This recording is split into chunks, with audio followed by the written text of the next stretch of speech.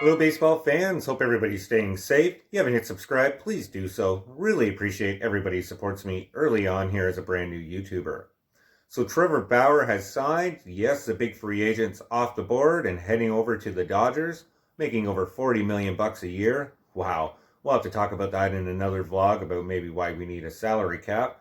But today we're going to talk about a rumor that started almost instantly after that signing, one that I thought would, and one that I kind of like and has some merit. And what am I talking about, or whom am I talking about? Well, that's nobody else but Mr. David Price.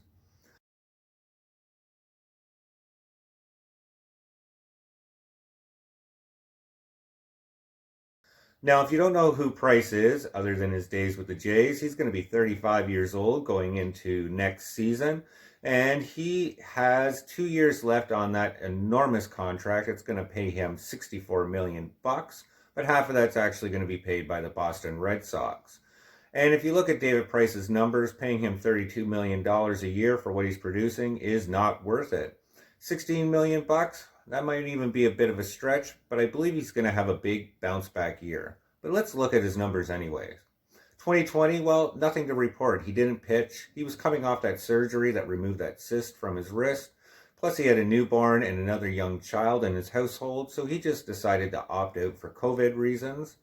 2019, well, that wasn't too great for David Price. That's when he went 7-5. His ERA, I guess, was okay at 4.28, had 107.1 innings pitched, and a 1.8 WAR. That's when he was shut down. He had that cyst in his wrist. It's been removed. Now he says he's healthy and ready to go, so he's hoping to pitch like he pitched in 2018. And let's look at those numbers because they were a lot better. That's when he went 16-7, an impressive 3.58 ERA, 176 innings pitched, and a 4.2 WAR. That's a David Price that you want. And I believe David Price has a lot of potential. He's been working out hard, if you've seen some of his videos this offseason. And that issue that shut him down in late 2019 really had to do with a cyst in his wrist, nothing to do with his elbow or his shoulder, some of the things that might be causing him problems from the past. And he seems to be over that. So again, a great bounce back candidate. And me saying all these plus things, why will the Dodgers want to ship him out? Well, it's just going to come down to money with the Dodgers. They're already at 240 million bucks with signing Trevor Bauer, and they still want to get a deal done with Justin Turner, as well as maybe add one or more two pieces to their bench. And in doing all that, that could easily push them around 255 million bucks. Yeah, huge penalties there, way above the luxury tax. And that's why David Price's name has come up immediately in trade talks, and they want a team that can take on all 32 million bucks that would be owed to him. And that's something that the Blue Jays could easily do. Additionally to that, the Dodgers need to get another pitcher. They need somebody on a 1-year contract. They got two young arms that are going to come up, but they might not be ready just yet. And they need somebody who is reliable, somebody who could eat innings, and somebody who they can get cheap, like even cheaper than what Chris Archer signed for. That's why the Jays are such an ideal trade candidate. Why? Well, the Blue Jays could ship over Tanner Roark and eat up 7 million bucks of his money. Yeah, that's huge. But the Jays are shipping or shopping Tanner Roark anyways and willing to eat up half his contract for even somebody as low as a bullpen piece. So given David Price isn't that bad as a return, so we can't really be too concerned about the 6 or 7 million bucks. And with the Blue Jays doing that, it allows the Dodgers to have that financial flexibility with the money saved from David Price to get Tanner Roark, plus still have room to get Justin Turner signed and that bench bat. And then next year, even more financial flexibility with David Price and Tanner Roark off the books to give Clayton Kershaw that raise that they're going to have to do now that they're paying Trevor Bauer 40 million bucks a year. You can bet on that.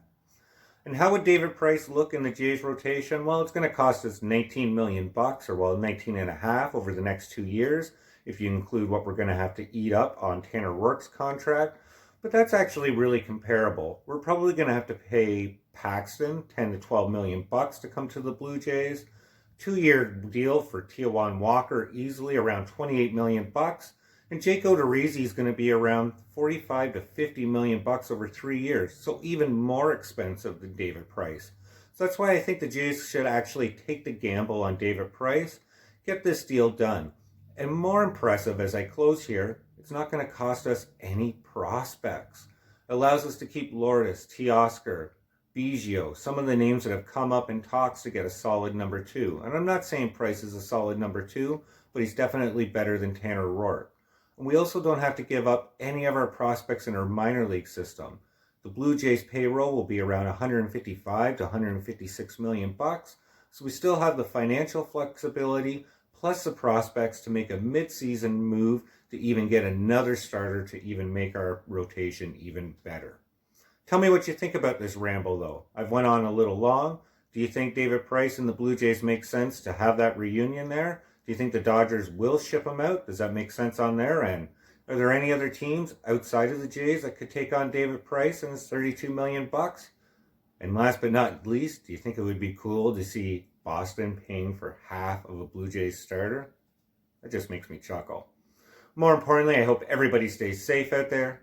Hit subscribe if you haven't already, and we'll talk soon. Take care.